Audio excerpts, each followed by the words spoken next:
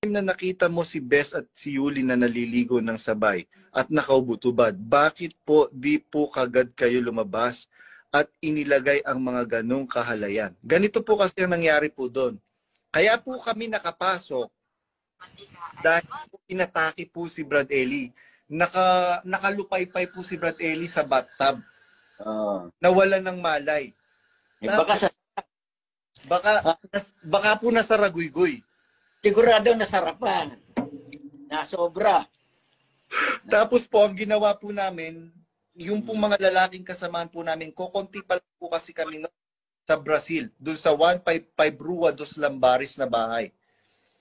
Binuhat po namin si Brad Eli, inilagay po namin sa kama. Como ako po, alam ko po mga minasay si Brother Eli dito sa ulo, tsaka po somewhere here, tsaka sa kamay.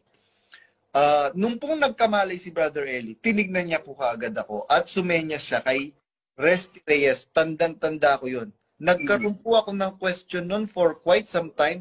Sabi ko, anong ginagawa nila? Na naliligo sila sabay? Hindi naman ako pinanganak kahapon. Ano yun? Nag-aanuhan, nag-iluran? Ginagawa kang inosente. Oo, ginagawa po akong inosente. Hindi naman po, ano na rin po ako, no? Siguro mga 20,